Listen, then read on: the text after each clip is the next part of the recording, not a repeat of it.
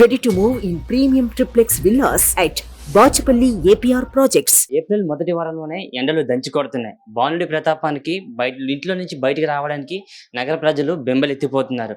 బయట మనం చూసుకున్నట్టయితే మాత్రం వడగాల్పులు, వడదెబ్బలు కూడా అనేక మందికి తగులుతున్నాయి. సో చిన్న చిన్న టిప్స్ పాటిస్తే ఈ యొక్క ఎండ నుంచి మనం కాస్త ఉపశమనం మనకి పొందుతుందని డాక్టర్లు కూడా చెప్పడం జరుగుతుంది.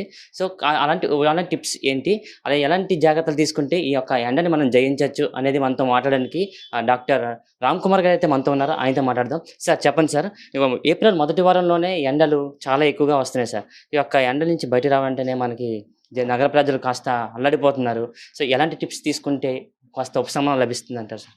సహజంగా రోజు రోజుకి ఏంటంటే ఎండల తీవ్రత భయంకరంగా పెరుగుతున్నాయి.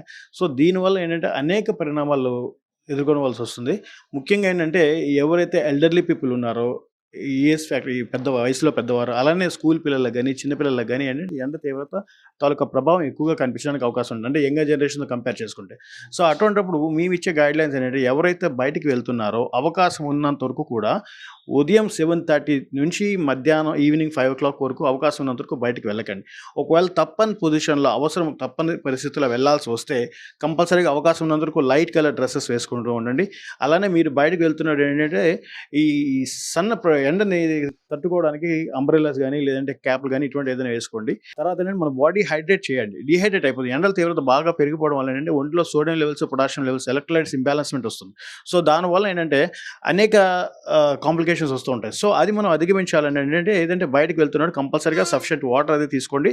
దాంతోపాటు మజ్జిగ కానీ, butter milk, barley, electoral, glucose ఇటువంటి ఎంత ఎక్కువ డోస్ మోతాదులో తీసుకుంటే అంత బెటర్గా ఉంటుంది. అలాంటి డయాబెటిక్ పేషెంట్స్ ఎవరైతే ఉన్నారో వాళ్ళు కూడా చూసుకొని బ్యాలెన్స్గా షుగర్ లెవెల్స్ అవి పెరిగిపోకుండా ఉండడానికి కూడా చూసుకొని తద్దు జాగ్రత్తలు అవి తీసుకోవాలి.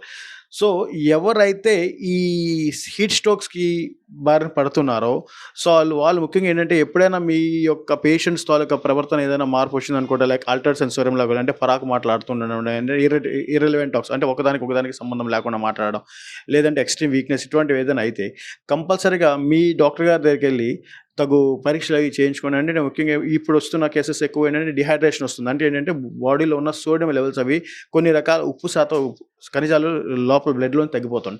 సో అటువంటిప్పుడు అయితే ఏమవుతుందంటే ఏ సోడియం లెవెల్స్ ఏమైనా డ్రాప్ అయినాయా, పొటాషియం లెవెల్స్ డ్రాప్ అయ్యాయి చూసుకొని దానికి ఏదైతే ట్రీట్మెంట్ ఉందో అది ఇచ్చుకుంటాం. సో ఇటువంటి సిచ్యువేషన్స్లో ఏంటంటే ఈ ఎలక్ట్రోలైట్స్ ఇంబ్యాలెన్స్ జరగడం వల్ల ఫ్యూచర్ కాంప్లికేషన్స్ చాలా వస్తూ ఉంటాయండి. సో దీనివల్ల ఏంటంటే కిడ్నీ ఫెయిల్యూర్ రావడానికి అవకాశం, అక్యూట్ కిడ్నీ ఇన్ఫెక్షన్స్ అవి డెవలప్ అవుతూ ఉంటాయి. అలానే హార్ట్ రిలేటెడ్ డిసీజ్ రావడానికి అవకాశం ఉంటుంది. వీటితో పాటు మతిమరుపు, పరాకు ఇటువంటివి రావడానికి అవకాశం.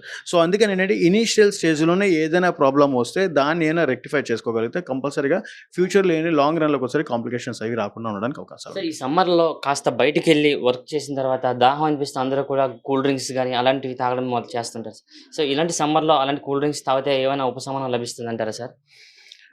సహజంగా ఇప్పుడు చూస్తుంటే రోడ్ల పైన ఎక్కడ పడితే అక్కడ చిన్న చిన్న షెడ్స్ అవి వేసేసి ఈ సర్వీస్ అని చెప్పేసి ఈ పొలిటీషియన్సే కానీ లేదంటే లోకల్ పబ్లిక్ ఏంటంటే ఏదో సేవ చేద్దామన్న ఉద్దేశం ఏదంటే వాటర్ ఇవి పెడుతూ ఉన్నారు.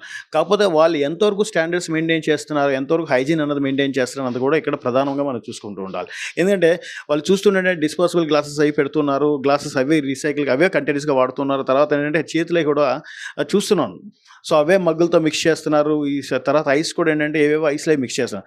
సో దయచేసి ఏంటంటే అవకాశం ఉన్నంత వరకు కూడా మీరు బయటికి వెళ్తున్నప్పుడు మీ వాటర్ మీరు క్యారీ చేసుకోవడం ఎంతైనా ఉత్తమం.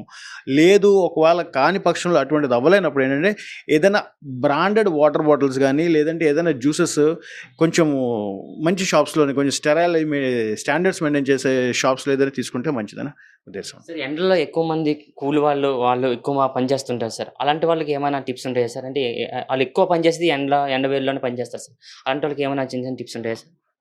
డైలీ వేజ్ లేబర్ చూస్తుంటే అఫ్కోర్స్ వాళ్ళు చూస్తే బాధ వేస్తూ ఉంటుంది. ఎందుకంటే వాళ్ళు బయటికి వెళ్తేనే కానీ వాళ్ళకి గడవని పొజిషను. సో అటువంటి వాళ్ళకి మేము ఇచ్చే అడ్వైస్ ఏంటంటే వాళ్ళు ఈ జ్యూసెస్ అవి తాగలేరు కాబట్టి అవకాశం ఉన్నందుకు మీరు బయటకు వెళ్తున్నాడు మీతో పాటు మజ్జిగ లేదంటే బార్లీ, లేదు అనుకుంటే వాటర్ అందులోనే సాల్ట్ కొంచెం షుగర్ కలుపుకొని తీసుకుని వెళ్ళినా కూడా ఈ డిహైడ్రేట్ అవ్వకుండా ఉండడానికి మనకు అవకాశం ఉంటుంది. సార్ ఎండలో తిరిగే వాళ్ళకి సన్ స్ట్రోక్ వస్తుంది సార్. అలాంటి వాళ్ళకి ఎలాంటి జాగ్రత్తలు తీసుకుంటే బాగుంటుంది? అంటే వాళ్ళకి వడదెబ్బ తగిలిన తర్వాత వాళ్ళకి ప్రాథమికంగా ఎలాంటి చికిత్సలు చేయాలంటారు సార్?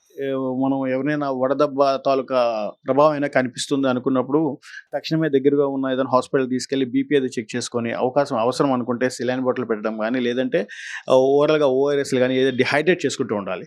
హైడ్రేట్ అనేది బాడీలో ఎప్పుడైతే నీరు శాతం తగ్గిపోతుందో బాడీ డిహైడ్రేట్ అవుతుంది.